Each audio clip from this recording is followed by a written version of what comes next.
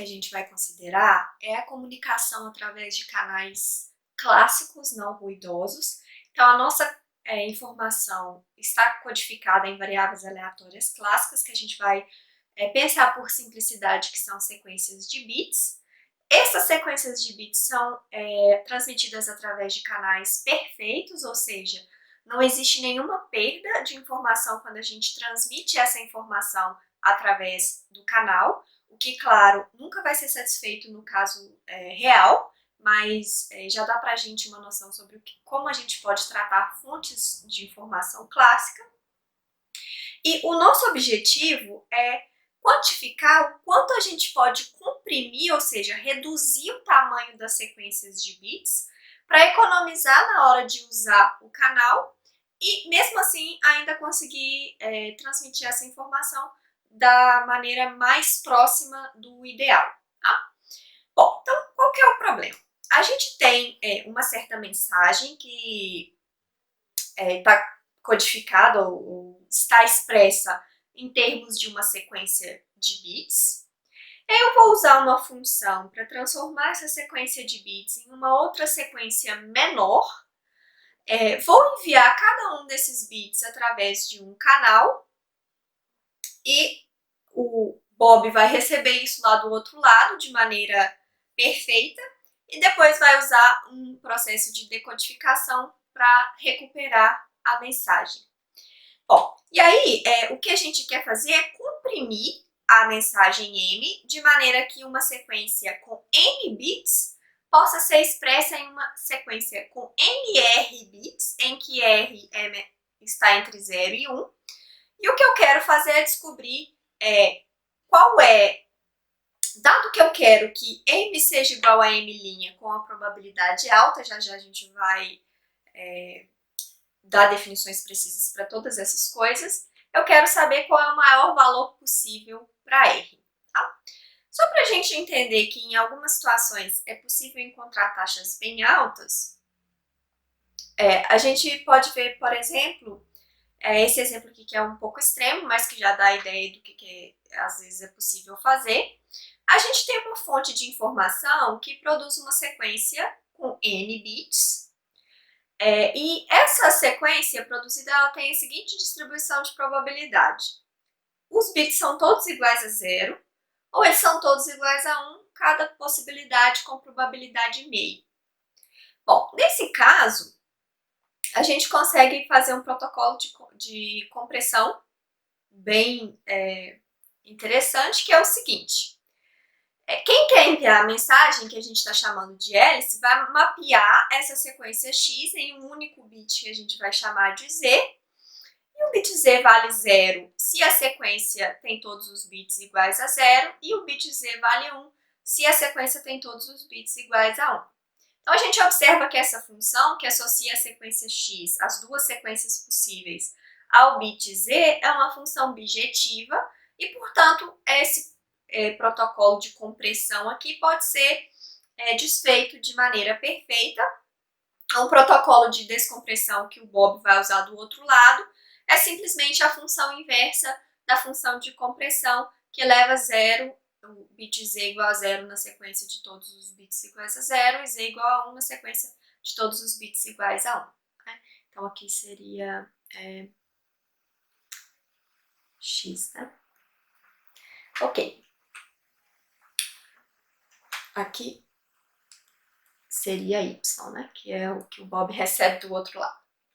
Bom, então, nesse caso, como eu tenho uma bijeção entre Z e X, eu tenho também uma bijeção entre M e M', e eu vou ter a transmissão de informação acontecendo perfeitamente com probabilidade 1. Tá?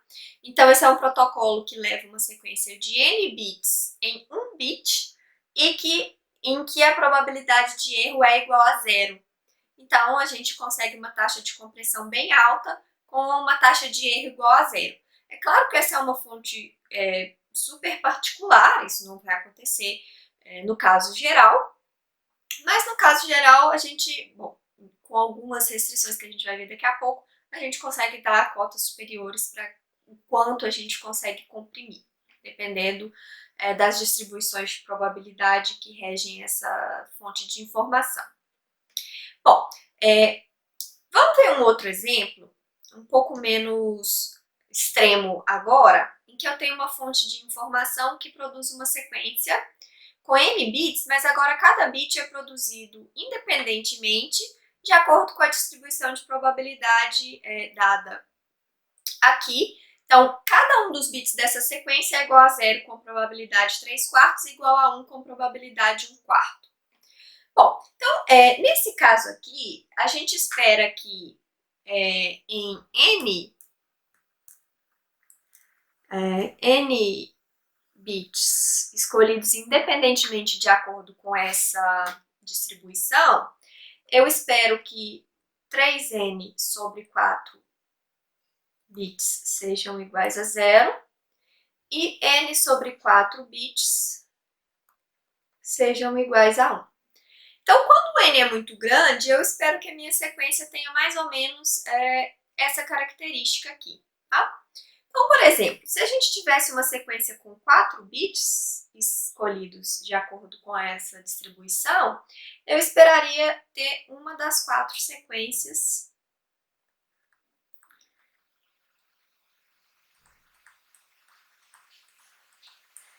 desse tipo aqui. É claro que n igual a 4 ainda é muito pequeno para a gente ter um efeito estatístico relevante, como a gente vai analisar com um pouco mais de cuidado no próximo vídeo. Mas só para a gente entender o que está por trás aqui, tá? Então, olha só. Como a gente espera que a nossa sequência tenha mais ou menos essa estrutura, ao invés de enviar os 4 bits, eu vou fazer o seguinte. Quando a sequência que eu quero enviar é uma dessas 4 aqui, eu vou enumerar essas 4 usando apenas 2 bits agora, porque eu tenho 4 sequências, então eu vou associar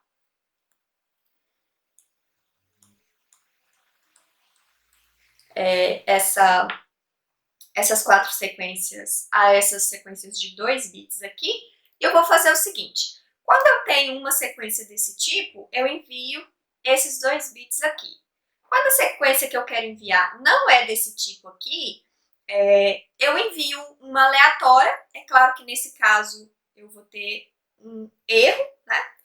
Mas o que a gente vai ver daqui a pouco é que quando o número de bits é grande, a probabilidade de ter uma sequência que está fora desse conjunto aqui, ela diminui. Quanto maior o n, menor essa probabilidade.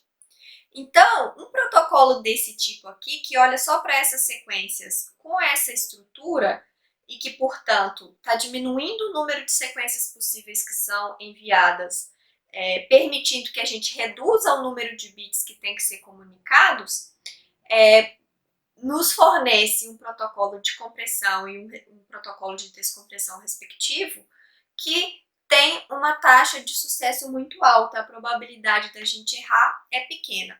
É claro que aqui, com 4 bits, a probabilidade da gente errar aqui ainda é grande, tá? Eu vou deixar como exercício para vocês.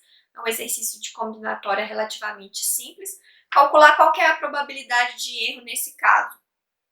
Tem a ver com a probabilidade de sortear uma sequência fora desse conjunto aqui. Mas à medida que o n cresce, essa probabilidade de erro vai diminuir e, portanto, a gente consegue um protocolo de compressão e descompressão mais fiel, né, que vai dar a mensagem com uma probabilidade maior. Para a gente entender o resultado mais geral, que a gente vai ver daqui a pouco, vamos pensar no exemplo em que eu tenho uma fonte de informação produzindo uma sequência X com n bits, em que cada um dos bits dessa sequência é escolhido de maneira independente dos demais, de acordo com a distribuição dada aqui, em que a probabilidade de 0 é igual a P e a probabilidade de 1 é 1 menos P. Então, é um caso parecido com o exemplo que a gente acabou de ver, tá?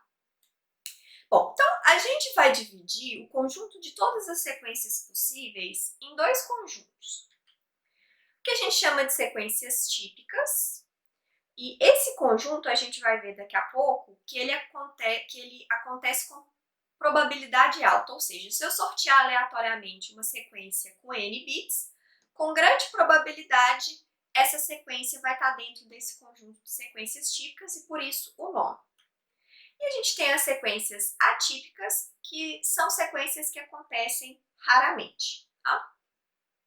Bom, então a ideia de todo o resultado que a gente vai ver agora é que a gente vai fazer o seguinte, a gente vai enviar as sequências típicas, como eu falei no exemplo anterior, e a gente vai ignorar as sequências atípicas, e aí o resultado central que faz com que essa estratégia seja boa é o fato de que as sequências típicas acontecem com probabilidade que se aproxima de 1 à medida que n tende a infinito.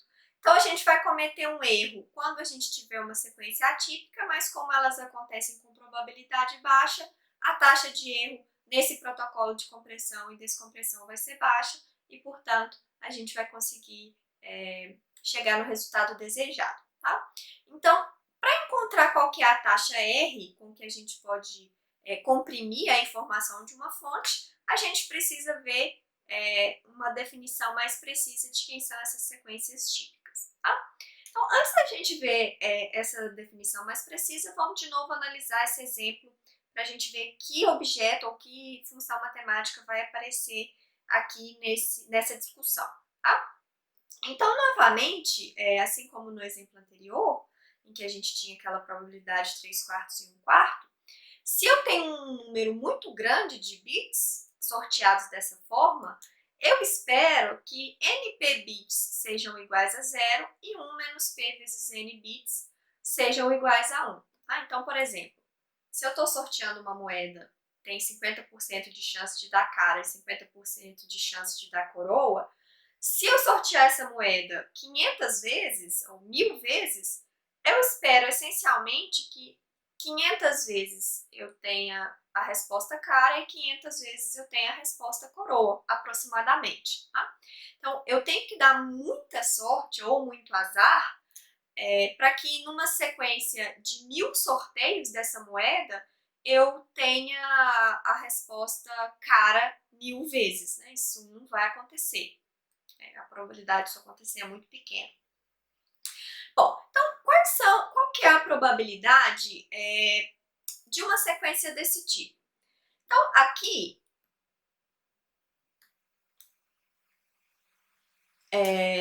a gente vai usar o fato de que esses bits são sorteados de maneira independente, então a probabilidade dessa sequência é o produto das probabilidades.